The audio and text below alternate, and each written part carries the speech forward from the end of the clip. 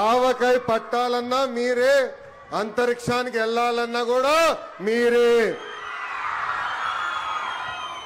Telugu Desam party ఆవిర్భావం నుంచి మహిళలకు అనేక రంగాల్లో ప్రాధాన్యత ఇస్తూ వచ్చాం.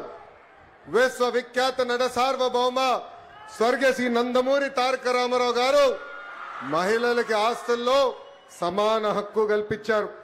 స్థానిక సంస్థ ఎన్నికల్లో మహిళలకు ఆనాడు 9% రిజర్వేషన్ ఇచ్చారు.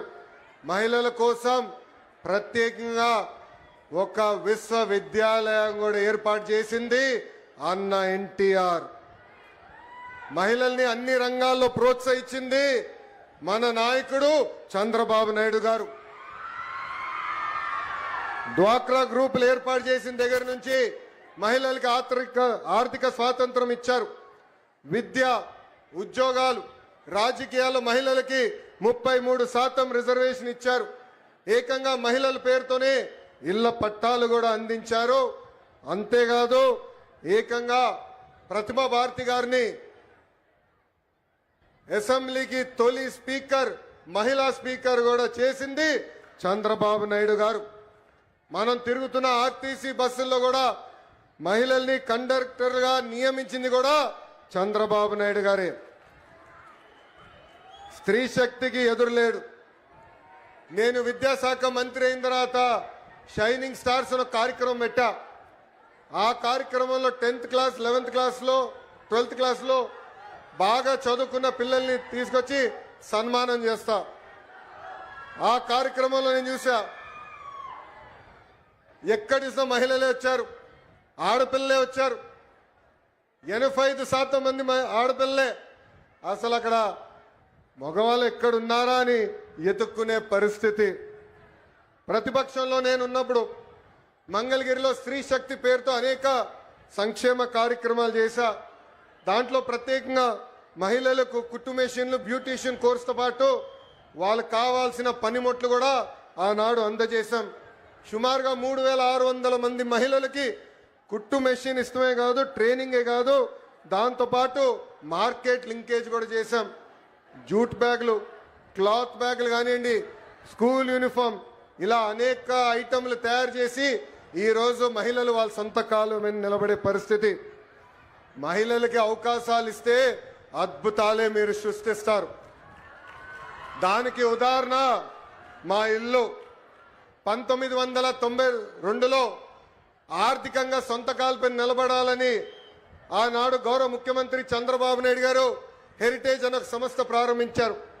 కరెక్ట్గా 2 సంవత్సరాల తర్వాత మీ దయ వల్ల ఆయన ఫైనాన్స్, రెవెన్యూ మంత్రి అయ్యారు. ఇప్పుడు కంపెనీ ఎవరో చూడాలని అమ్మకి చెప్పారు, కంపెనీకి ఒకసారి వెళ్ళి నువ్వు చూసుకోవాలని. మా అమ్మ ఎప్పుడు కంపెనీకి వెళ్ళా, కంపెనీ ఎలా రివ్యూ చేయాలో తెలియదు. ఆయన బలవంతం చేశారు. కారు వేసుకుని కంపెనీ దగ్గరికి వెళ్ళేది, ఆఫీస్ దగ్గరికి, పైకి కూడా వెళ్ళేది కాదు. కింద నుంచే ఫోన్ చేసి పెద్దానికి నేను పైకి వెళ్ళలేను, నేను ఇక్కడ ఏం జరుగుతుందో నాకు తెలియదు అన్నారు. అలాంటిది ఈరోజు మా తల్లిని చూడండి, 5,000 కోట్ల విలువైన కంపెనీ ఆమె స్వయంగా నడిపిస్తుంది. అంతేకాదు అన్న ఎన్టీఆర్ పేరుతో ఎన్టీఆర్ ట్రస్ట్ అని ఆనాడు బాబు గారు స్థాపిస్తే ఈరోజు అద్భుతంగా మా తల్లి ముందలు తీసుకెళ్తుంది. తలసీమియా పేషెంట్స్ కి ప్రత్యేకంగా గౌరవ ఉప ముఖ్యమంత్రి పవన్ అన్న ఆనాడు 50 లక్షల రూపాయలు కూడా మనకి అందజేస్తాం జరిగింది. బ్రహ్మణి గురించి కూడా నేను చెప్పాలి కదా 2 మాటలు. స్టాన్ఫర్డ్లో చదివింది, తిరిగి వచ్చి కంపెనీలో ఇప్పుడు ఆమె పనిచేస్తుంది. ఏకంగా నా క్రెడిట్ కార్డు బిల్లు కూడా బ్రహ్మణియే కట్టే పరిస్థితికి వచ్చింది. నేను ఈరోజు హాయిగా ఇక్కడ తిరిగి మీకోసం సేవ చేయగలుగుతున్నానంటే దానికి కారణం బ్రహ్మణి మొత్తం మా ఇల్లు చూస్తుందని మహిళలందరికీ నేను తెలియజేస్తున్నా. అంతేకాదు మా అమ్మమ్మ పేరుతో బసవ తారకం క్యాన్సర్ హాస్పిటల్ ఉంది హైదరాబాద్లో. ఇప్పుడు ప్రత్యేకంగా అమరావతిలో కూడా ప్రారంభిస్తున్నారు. అక్కడ మా డైరెక్టర్గా నిరుపేద కుటుంబాలకి అహర్నిశలు సహాయం కూడా చేస్తుంది. స్త్రీ శక్తి, ఈరోజు స్త్రీ శక్తి కార్యక్రమం ప్రారంభోత్సవం సందర్భంగా మీతో కొన్ని విషయాలు మాట్లాడాలనుకుంటున్నా. కొంతమంది మహిళల్ని కించపరిచే విధంగా మాట్లాడుతున్నారు. మహిళలు ఎంత బాధపడతారో నేను స్వయంగా నా ఇంట్లో నేను చూశాను. ఆనాడు శాసనసభ సాక్షిగా మా తల్లిని అవమానిస్తే మా తల్లికి 3 నెలలు పట్టింది కోలుకునేదానికి. తెలుగు వాడుక భాషల్లో కొన్ని పదాలు ఉంటాయి. చీర కట్టుకున్నావా, గాజులు తొడుక్కున్నావా, అమ్మాయిలాగా వేడవద్దని కొన్ని పదాలు వాడతారు. అవి ఎప్పుడిన్నా నాకు చాలా బాధ కలుగుతుంది. అలాంటి పదాలకి మనం ఫుల్ స్టాప్ పెట్టాలని ఈ సభాముఖంగా ఆంధ్ర రాష్ట్ర ప్రజలు నేను కోరుతున్నా. అలాంటి మాటలు ఎవరన్నా మాట్లాడితే మాట్లాడదని చెప్పండి. ఎక్కువ తక్కువ మాటలు చెప్పండి. అన్న లోకేష్ చెప్పాడు తోలు తీస్తాడని.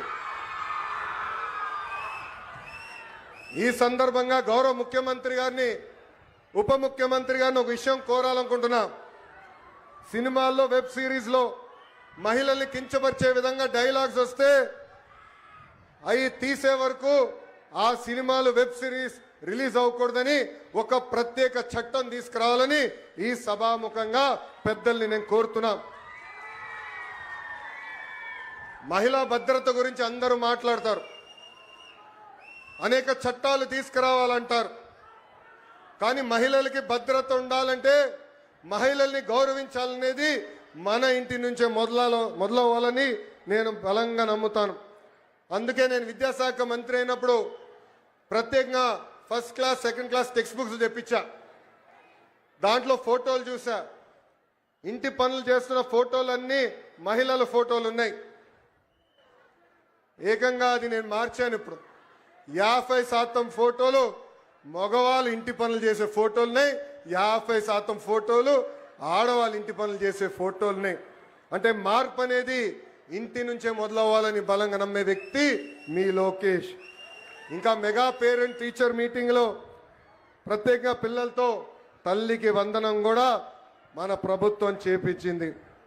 ఇప్పుడు స్త్రీ శక్తి పథకం ద్వారా ఉచితంగా బస్ ప్రయాణం కూడా మన ప్రభుత్వం ప్రారంభిస్తుంది. ఈ పథకం మహిళలకు మరింత శక్తి సమకూరుస్తుంది.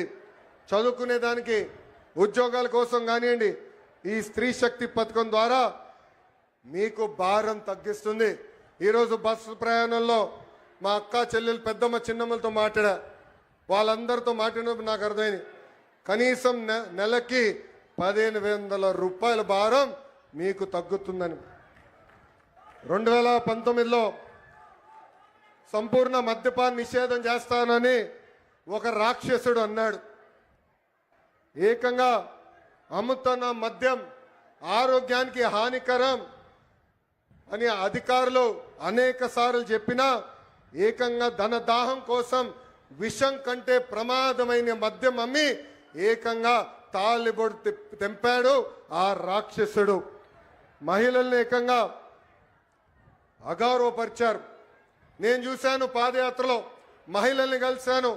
మీరు పడుతున్న కష్టాలు చూసిన తర్వాతనే గౌరవ ముఖ్యమంత్రి గారిని, చంద్రబాబు నాయుడు గారిని, గౌరవ ఉప ముఖ్యమంత్రి గారు పవన్ అన్న గారికి కలిసి మనం బాబు సూపర్ 6 మేనిఫెస్టో కూడా రూపొందిస్తాం జరిగింది. సొంత చెల్లితో రాఖీ కట్టించుకోలేని అన్న మహిళలు సంక్షేమం గురించి మాట్లాడుతున్నారు. సొంత తల్లిపై కేసు గెలిస్తే వాళ్ళు సంబరాలు ఈరోజు చేసుకుంటే చాలా బాధ కలుగుతుంది. అందుకే వాళ్ళందరూ ఒకటే చెప్తున్నా, ముందల మీ ఇంట్లో ఉన్న అక్క, చెల్లెలు, పెద్దమ్మ, చిన్నమ్మ, అదేవిధంగా తల్లికి న్యాయం చేసిన తర్వాతనే మా గురించి మాట్లాడాలని హెచ్చరిస్తున్నా. చివరిగా ఒక విషయం చెప్పాలనుకున్నా. ప్రభుత్వ కొనసాగింపు అనేది చాలా చాలా అవసరం. 2019లో రాష్ట్రం దారి తప్పింది. దానివల్ల అందరం అనేక ఇబ్బందులు ఎదుర్కొన్నాం. కనీసం మాట్లాడడానికి స్వేచ్ఛ ఉండేది కాదు. ఆనాడు ముఖ్యమంత్రిగా పనిచేసిన వ్యక్తి ఇట్లా వచ్చి ప్రజల్ని కలిసే పరిస్థితి కూడా ఉండేది కాదు. యువకులు చాలా నష్టపోయారు. మన రాష్ట్రంలో ఉన్న పరిశ్రమల్ని పక్క రాష్ట్రానికి తరిమేసే పరిస్థితి. కానీ ఇప్పుడు ఆంధ్ర రాష్ట్రంలో డబుల్ ఇంజన్ సర్కార్ ఉంది. కేంద్రంలో గౌరవ ప్రధానమంత్రి నరేంద్ర మోడీ గారి నాయకత్వం, రాష్ట్రంలో చంద్రబాబు నాయుడు గారి నాయకత్వంతో ఈ రోజు రాష్ట్రం ముందరికెళ్తుంది. అందుకే ఇది మనందరం గుర్తుపెట్టుకోవాలి. మా ప్రభుత్వం కొనసాగింపు అనేది చాలా చాలా అవసరమని ఈ సభాముఖం మీ అందరు తెలుపుకుంటూ, చివరిగా మొన్న పహల్గాం దాడిలో, ఉగ్రవాద దాడిలో మనం భారతీయులను కోల్పోయాం. గతంలో ఇలాంటి సంఘటన జరిగితే మనం కన్నీరు పెట్టుకుని ఇతర దేశాలకు వెళ్ళే వాళ్ళం. కానీ దానికి ఫుల్ స్టాప్ పెట్టారు. అది ఎవరది? మన మిసైల్ గౌరవ ప్రధానమంత్రి నరేంద్ర మోడీ గారు ఆపరేషన్ సింధూర్ ద్వారా తగిన గుణపాఠం చెప్పారు. ఉగ్రవాదుల తర్వాత దాడి చేశారు. ఏకంగా పాకిస్తాన్ ఆర్మీ కూడా దాడి చేసింది. దాంట్లో మనం ఒక జవాన్ని కోల్పోయాం, మురళీ నాయక్ కుటుంబాన్ని కూడా నేను కలిసా. మురళీ నాయక్ తల్లిదండ్రులు వాళ్ళ బిడ్డ సైన్యానికి వెళ్ళాలని ఇష్టపడలేదు. ఉండేది ఒక్కడే, నీకేమైనా అవుతే మా పరిస్థితి ఏంటని. అప్పుడు మురళీ నాయక్ చెప్పాడు, నాకేమైనా అవుతే మొత్తం భారతదేశం ఈ కుటుంబానికి అండగా నిలబడుతుందని. అందుకే జవాన్ ఎక్కడ ఉన్నా మనం దారివ్వాలి, సెల్యూట్ కొట్టి జై జవాన్ అని చెప్పాలని ఈ సభాముఖం మీ అందరు తెలుపుకుంటూ, నాకు ఇంత అద్భుతమైన అవకాశం ఇచ్చిన గౌరవ ముఖ్యమంత్రి చంద్రబాబు నాయుడు గారికి నా హృదయపూర్వక ధన్యవాదాలు తెలుపుకుంటూ మీ అందరి దగ్గర నుంచి సెలవు తీసుకుంటున్నాం. వందే, పిడికలు బిగించి చెప్పండి, వందే, జై హింద్, జై హింద్. అందరికీ నమస్కారం.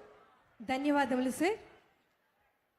ప్రజల కోసం తన జీవితాన్ని అంకితం చేసిన సేవా ధర్మం కల మహానాయకుడు, సత్యం, న్యాయం, సమానత్వం పట్ల అచంచలమైనటువంటి నిబద్ధతతో ముందుకు సాగే మన గౌరవ ఉప ముఖ్యమంత్రి వర్యులు శ్రీ కొనిదెల పవన్ కళ్యాణ్ గారి ప్రసంగం ఇప్పుడు మనం విందాం.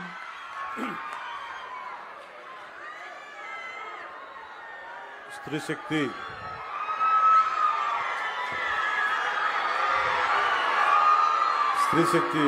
పథకానికి, ఈ కార్యక్రమానికి విచ్చేసిన మూల విరాట్, ఆడపడుచుల కష్టాలకి